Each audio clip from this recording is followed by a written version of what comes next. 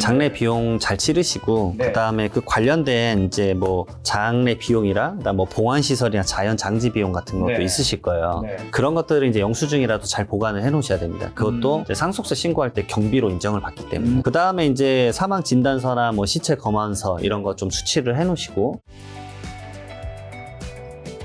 죽음 얘기하셔서 이제 상속세에 대해서 이제 한번 좀 크게 한번 다뤄보려고 하는데, 일단 상속세 하면 많은 사람들이 사실 옛날엔 관심이 별로 없었던 것 같아요. 없었습니다. 왜냐하면 상속세?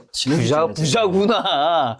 우리 상속세 내는 사람이 잘 없는데 했는데, 이제는 상속세는 부자만 내는 게 아닌 건가요? 제가 이제 상속세 책도 네. 쓰기는 했기 때문에 아, 책도 내셨구나. 사실 연구를 많이 하기도 하고 그다음에 이쪽으로 강연을 사실 많이 다닙니다. 그리고 생각보다 이제 공공기관에서도 강의를 많이 요청을 하세요. 왜냐하면 공공기관에서도 많은 분들에게 알리는 차원의 강의, 공익 강연을 많이 하기 때문에. 네. 근데 이게 통계치로 봤을 때 이제 매년 돌아가시는 사망자 수가 이제 나오잖아요. 네네. 그게 쭉 점진적으로 증가를 합니다, 확실히. 네. 그래서 지금 21년도에는 한 31만 명 정도 돌아가셨고, 22년도에 갑자기 툭 튀어 올라요. 37만 6천 명인가? 그래서 갑자기 거의 20% 증가되거든요. 그러니까 갑자기, 사망자가요? 네, 사망자가 이렇게 늘어났었던 상황이죠. 고령화라서 그런가? 아, 코로나도 있나? 코로나는 아닌 것 같아요. 22년이면 코로나가 거의 다 끝났었던 상황이기 네. 때문에. 그러니까 인구 그래프들이 뭐 물론 다를 수 있는데 항상 인구 그래프가 약간 절벽 현상이 생기시잖아요. 이게 약간 반대로 사망자 수는 엄청난 계단 현상이 생기는 것 같더라고요. 그래서 그 인원수를 보고 그 다음에 매년 상속세 신고한 인원수를 사실 국세 통계 사이트에서 볼 수가 있습니다. 저는 이제 그런 것들 맨날 연구를 하고 있는데, 그러면 작년 같은 경우는 갑자기 사망자 수가 많이 늘어났으니까 상속세 신고한 사람이 좀 줄어들어야 되는 게 맞지 않나? 라고 봤는데 오히려 더 올라갔어요. 그래서 사실 16년도만 하더라도 상속세 신고하신 분이 한 2.2%였습니다. 근데 제가 한 2005년도부터 데이터 알고 있는데 진짜 한 1%대에서 천천히 올라가요. 그러니까 다 그 말이 맞았죠. 예전에 상속세 신고하면 야, 친하게 지내. 저 친구는 부자네. 근데 요즘은 최근에 작년에는 5.2%까지 올라갔습니다. 그러면 5.2%란 얘기는 뭐냐면 100명 중에 5명인데 사실 대부분의 상속세가 서울 수도권이나 이제 부산이나 광역시에서 발생하기 때문에 그러면 그분들 대부분 서울 수도권에서는 집 한 채 있으면 진짜 거의 상속세? 그렇죠. 과세 대상자. 그러니까 여기는 5%보다는 비율이 확실히 더 높을 겁니다. 그래서 점점 보편화된 세금이 되고 있는데 이 세금에 대한 인지를 많이 못 하셔서 저는 사실 이제 코로나 때 좀 충격이 있어서 상속에 대해서 책을 쓰게 됐는데, 저는 이제 이런 표현을 하죠. 약간 증상 없는 전염병이라고. 증상이 없어요. 근데 상속의 아버지가 딱 펼쳐지는 순간 상속세가 얼마라고요? 3억 원이요? 막 이래 놀라시는 거죠. 왜냐하면 저는 그래도 하루에 한 타임이나 두 타임이면 무조건 무료 상속세 상담을 해드리고 있거든요. 왜냐하면 그게 상속이 발생했을 때 그 다음에 뭘 해야 될지 대부분 모르세요. 모르죠. 살면서 부모님이니까 두 번밖에 경험할 수 없는 거잖아요. 맞습니다. 예. 그나마 많이 한다 그러면 뭐 장인모른 장모님 뭐 이 정도인데 거의 경험을 할 일이 없기 때문에 상속 절차를 거의 다 이제 장례식장 끝나고 나서부터 당황해 하시는 경우가 많아서 어떻게든 좀 이런 건 좀 공익적으로 좀 도움 드리자. 맞습니다. 사실 저도 7년 전쯤에 이제 어머니가 돌아가셨는데 상속세와 관련된 건 없었고요. 당연히 저희 집은 부자가 아니기 때문에. 근데 이제 갑자기 돌아가시니까 뭘 어떻게 해야 되는지를 살면서 아예 약간 그죠. 첫 경험이니까 진짜 당황스러워요. 왜냐면 내 마음도 당황스러운데 이 절차도 모르니까 되게 당황스럽던데, 자 그러면 이제 주요 절차 시간 순으로 갑자기 이제 분이 돌아가셨을 때 어떻게 해야 되는지 한번 구체적으로 한번 알려드리면 좋을 것 같아요. 먼저 장례식장 이제 장례 비용 잘 치르시고 그다음에 그 관련된 이제 뭐 장례 비용이랑 그다음 뭐 보안 시설이나 자연 장지 비용 같은 것도 있으실 거예요. 그런 것들을 이제 영수증이라도 잘 보관을 해 놓으셔야 됩니다. 그것도 이제 상속세 신고할 때 경비로 인정을 받기 때문에. 그렇죠. 네, 그것도 맥스 1,500만 원까지 두 개 합치면은 인정받을 수 있고, 그 다음에 이제 사망 진단서나 뭐 시체 검안서 이런 거 좀 수치를 해 놓으시고, 그게 이제 근간이 되는 이제 문서기 때문에. 그리고 이제 바로 이제 상속 발생하시고 나서 1개월 이내에는 제가 가장 먼저 말씀드린 게 이제 사망 신고를 하셔라. 출생 신고를 하듯이 이제 가족관계 등록을 정리를 해야 됩니다. 그래서 사망 신고를 하게 되면 그게 뭐 시군구청이든 주민센터든 받아주는데, 그러면 바로 이제 공무원분이 말씀 주세요. 그러면 안심상속 원스톱 서비스를 신청해 드릴까요? 요게 이제 가장 핵심적인 이제 피상속인, 돌아가신 분이 피상속인인데 이분의 재산 목록을 다 알 수가 있습니다. 요즘에 이게 물어보나요? 네, 바로 이제 물어보고 진행을 해주세요. 진짜 사망 신고할 때? 네, 예. 7년 전에 이게 없었나요? 7년제 없으셨나요? 안 해줬던 것 같지? 이게 약간 선택사항인데 요즘은 민원적으로 다 말씀을 먼저 주세요, 진짜로. 예. 그래서 이게 간단하게 이제 상속인의 인적사항 적고 딱 하면은 대부분 이제 바쁘지 않으면 현장에서 이제 먼저 주는 건 부동산 관련 정보 바로 줍니다. 토지, 건물, 그 다음에 자동차, 선박. 이런 것들에 대한 정보는 바로 주고요. 그 다음에 나머지 금융 관련 정보는 좀 시간이 걸려요. 은행이랑 뭐 우체국, 그 다음에 새마을금고, 보험회사, 증권회사에 물어봐야 되기 때문에. 그렇죠. 그리고 사실 세금 체납된 것도, 국세나 지방세도 마찬가지고, 연금도 그래서 한 7일에서 20일, 이렇게 좀 시간이 걸립니다. 그래서 한 11가지의 정보들을 전부 다 쭉쭉쭉 알려주게 되어 있습니다. 그래서 그런 내역들을 받아보면, 이제 상속인 분이 저는 개인적으로 행정 업무를 좀 잘 보시는 분이 해라. 왜냐면 그분의 문자로 이게 다 날라오거든요. 그리고 이제 금융감독원에 상속인 금융거래 조회 서비스라는 게 있습니다. 네. 그러면 그 문자로 받았던 걸 좀 일목요연하게 정리를 해줘요. 그래서 휴대폰 인증 한 번만 하시면 되는데, 그럼 거기서 그 약간 예금부터 모든 정보 내역을 좀 쭉 확인하실 수 있습니다. 그리고 이제 많이 말씀드린 게 이제 정기적으로 나가는 비용 있잖아요. 건강보험 나가셨던 거. 네. 그런 것들 연락을 해서 이제 더 이상 인출되지 않게. 신용카드도 그렇고, 인터넷도 그렇고. 고정지출 내역도 정리를 하는데, 제가 이제 이건 무조건 말씀을 드려요. 그 휴대폰이랑 집 전화기는 1년간 우선 끊지 마라. 휴대폰이요? 네. 왜 요금 나가잖아요. 근데 이제 제가 말씀드린 거 1년 정도는 그래도 가장 낮은 요금제로 바꿔 놓으셔라. 이제 두 가지가 있는데, 첫 번째로는 망자가 돌아가신 걸 모르는 경우도 있어요. 모르는 경우도 그렇죠, 있고. 그렇죠. 네, 진짜 발생합니다. 해외에 있다거나 그러면. 네. 그리고 두 번째로는 제가 코로나 때 그 경험한 건데, 네. 사업을 왕성하게 하시던 분이, 그 대표님이 갑자기 돌아가신 거예요. 네. 채권 채무 관계를 알 수가 없어요. 그러니까 갑자기 내가 피상속인이 돈을 받을 게 있는데 그분들은 갑자기 이제 나타나지 않죠. 그리고 이제 돈을 나한테 받아야 될 분들은 나타나시는데 그게 요청하는 그 금액이 맞는지도 모르니까 확인을 해야 되는 거죠. 네. 그러니까 다양한 그런 변수들을 확인하기 위해서라도 네. 휴대폰은 1년 정도는 우선은 살려두라고 말씀을 꼭 드리고 있습니다. 네. 그리고 이제 3개월 이내로 좀 넘어가는데 네. 그런 은행의 다양한 예금, 보험 뭐 이런 것들 다 알게 되시잖아요. 네. 그러면 이제 은행 콜센터에 전화하면 어떤 서류를 갖고 오라고 합니다. 그러니까 상속인을 입증할 수 있는 서류가 있어야 되기 때문에 네. 그러니까 그런 서류 챙겨서 뭐 대표 상속에 한 분만 가셔도 되는데 그러면 이제 거기서 이제 예금들을 다 이제 입금을 해줍니다. 그래서 그런 것들 정산을 하시고 근데 여기서 중요한 게 저는 가셨을 때 무조건 은행에 이제 폐쇄된 계좌까지 포함해서 10년치 거래 내역을 전부 다 출력해서 보관을 해라라고 말씀드려요. 네. 왜 그러냐면 그게 상속세 조사할 때 정말 필요합니다. 제가 뒤에 끝에 조사를 말씀드릴 건데 상속세는 무조건 조사가 일어나요. 그러면 10년간 무조건 조사할래요? 무조건 조사합니다. 조사를 안 하셨을 수도 있는데 그건 뭐냐면요. 저는 없었으니까요. 자체 조사로 끝난 거예요. 아. 네, 대부분 이렇게 조사가 안 오는 경우는 상속재산이 좀 낮았을 때나 별 이슈가 없었을 때 그래서 그럴 때는 세무서에서 자체로 결정 내리고 끝납니다. 근데 상속세가 내는 사람이나 그 경계선에 있는 분들은 조사를 할 때가 많습니다. 특히나 사전증여 내역이 많을 때. 근데 사전증여를 확인할 수 있는 건 계좌 내역 10년치를 봐야 돼요. 왜냐하면 이 대한민국 상속세 및 증여세법에는 이제 피상속인이 돌아가시기 전에 증여를 했다. 그러면은 10년 이내의 상속인, 5년 이내의 상속인 이외의자에게 증여한 내역을 전부 다 상속세 계산할 때 얹어서 계산합니다. 그러니까 이게 좀 큽니다. 그래서 돌아가신 날 재산은 20억이었는데 예를 들어 10년간 증여를 한 게 40억이다 그러면 60억으로 계산하셔야 됩니다. 그러니까 이 세금이 더 올라갈 수밖에 없는 상황이죠. 근데 그런 내역에 대해서 이 상속세 신고 기간에 미리 알아놔야지 조사에 대한 방어를 할 수 있죠. 왜냐면 그게 다 증여가 아니라 아니 이거 제가 아버지한테 빌린 거고 갚은 내역 있습니다. 이런 것들 미리 좀 알아놔야 됩니다. 그래야 큰 도움이 돼요. 왜냐하면 이 부분이 이제 세무조사할 때 99%의 비중을 차지할 정도로 정말 중요하기 때문에. 그다음에 사망 관련된 이제 유족연금, 뭐 반환 일시금, 사망 일시금 이런 것들 청구하고 정산하시고요. 그다음에 또 중요한 게 그 안심상속 원스톱 서비스를 받아놔야 아버지가 이게 재산보다 채무가 많았는지 그런 것들에 대한 내역을 알 수가 있거든요. 그래서 상속을 포기를 할지 한정승인을 받을지 이거의 기간도 돌아가신 날을 안 날로부터 3개월 이내이기 때문에 이걸 위해서라도 빨리 파악을 해야 됩니다. 예를 들어서 이제 재산보다 채무가 더 많으면 이제 가장 대표적으로 이렇게 하시면 되는데요. 이제 대부분 이런 식입니다. 배우자랑 자녀 두 분이다. 자녀 두 분은 상속 포기를 하시고 그다음에 배우자분은 이제 한정 승인을 받으시면 돼요. 그러면 그 대에서 다 끝납니다. 근데 만약에 여기서 배우자까지 이제 상속 포기를 해버린다라고 하면 직계 비속의 그 다음 단계인 뭐 손주들한테 또 넘어가요. 그럼 또 손주들도 상속 포기하고 막 그래야 되거든요. 이게 민법 천조에 나와 있는 그 상속인 순서가 뭐 직계 비속, 직계 존속, 형제자매, 뭐 사촌인 혈적 이렇게 넘어가는데 그러게 계속 나가서 갑자기 다 상속 포기를 하게 되면 느닷없이 저 형제자매까지 넘어가고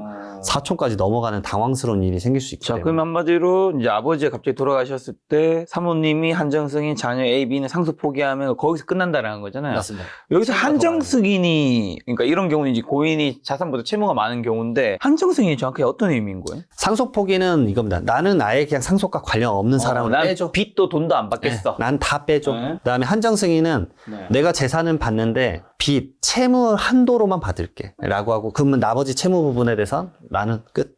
이렇게 딱 생각하시면 됩니다. 그래서 한정승인을 해야지 그 뒤로 안 간다는 거죠. 네, 맞습니다. 그래서 그 대에서 끝내야 되기 때문에 이게 생각보다 이런 경우가 그러면 뭐 얼마나 있냐라고 하시는데 사실 그 가끔 제가 상속 상담을 하다 보면 그 연을 끊으신 이제 그 가족들이 있어요. 아, 있죠. 네, 있어요. 가족들, 연금을 가족들이 있죠. 그러면은 이제 알고 봤더니 아버지가 돌아가셨는데 연근은 이제 아드님 혼자만 있으신 거예요. 아드님은 그러면 아버님이 어떻게 살았는지 어떤 재산이 있는지 어떤 채무가 있는지도 몰라요. 오히려 사망 발생한 것도 뒤늦게 하는 경우도 있고 그래서 그것에 대한 것을 내가 지금 빨리 파악을 해야 된다.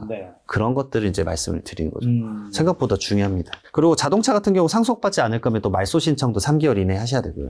그 다음에 이제 6개월 이내가 이제 좀 세부적으로 2개가 있는데 상속 개시일로부터 6개월이 있고 이것부터 좀 말씀을 드리면 예를 들어서 뭐 12월 8일 날 돌아가셨다. 그러면 6개월인 6월 8일까지 그때까지 이제 그 가치를 매겨야 됩니다. 말 그대로. 왜냐하면 상속이란 건 무상으로 이제 받는 거기 때문에 사실 부동산 딱 봤는데 뭐 예를 들어서 그게 시세가 그냥 뭐 부동산에서 10억이래 갖고 10억 이 신고를 넣을 수 없는 거거든요. 어떤 법에서 정하는 기준대로 가격을 매겨야 되는데 그걸 이제 시가라고 합니다. 그래서 이제 이 부동산에 대한 거, 어떤 자산에 대한 거 시가를 그때까지 좀 매겨야 되는데 요게 사실은 절세할 때는 상당히 중요해요. 저는 이 부분을 많이 강조하는데 이거를 잘 짜야 상속인이 엄청 편합니다. 이걸 잘못 짜니까 상속인들이 엄청 고생하세요. 첫 번째로는 이 재산 가치가 빨리 상속세만 적게 내고 끝내자 이렇게 생각을 하실 수 있는데 이게 나에게는 취득가액, 스타트 지점입니다. 그러니까 아버지는 끝이지만 나는 스타트면 내가 미래에 팔 때 이 차익에 대해서 세금을 다 내야 돼요.